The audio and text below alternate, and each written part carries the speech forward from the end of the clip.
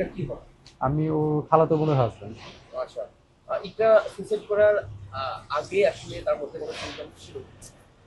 আসলে ও ডিপ্রেশনে ছিল, আমি যতটুকু ওকে কাছ থেকে দেখেছি ওর পারিবারিক কিছু ডিপ্রেশন ছিল, ফ্যামিলিগত ডিপ্রেশন ছিল। আর আজকে যে ব্যাপারটা হচ্ছে যে 12:30টার সময় আসলে আমরা নিউজটা পাই। তো পরে আমরা সরাসরি কুমিল্লা হসপিটালে চলে যাই।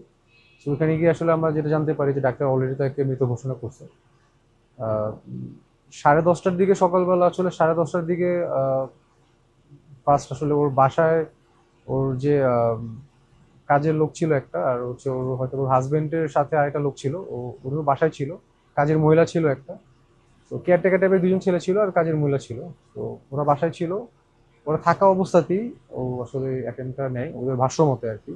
এবং ওরা অনেক চেষ্টা করে দরজা ভাঙার, বিভিন্নভাবে ট্রাই করে, বাড়িওয়ালার কাছ থেকে স্পেয়ার চাবি নিয়ে আসে, ওটাতেও ট্রাই করে, ভিতর থেকে লক ছিল ওদের কথা মতো। আহ, তো এরপরে আসলে ওরা কোনো মতে আসলে ঢুকতে পারে ভিতরে, দরজা ভেঙেই ওরা ভিতরে ঢুকে। তারপরে ওরা হচ্ছে লাশটাকে নামায় ওখান থেকে।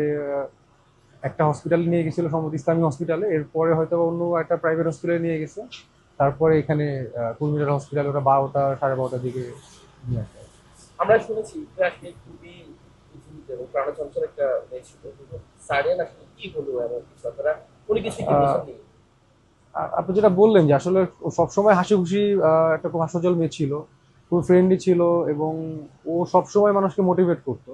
ওর আশেপাশে যদি কখনো কাউকে দেখতো যে না ও ওর জীবন নিয়ে বা ওর সংসার নিয়ে বা ওর পারিবারিক বা অন্য কোনো স্ট্রেস নিয়ে আছে,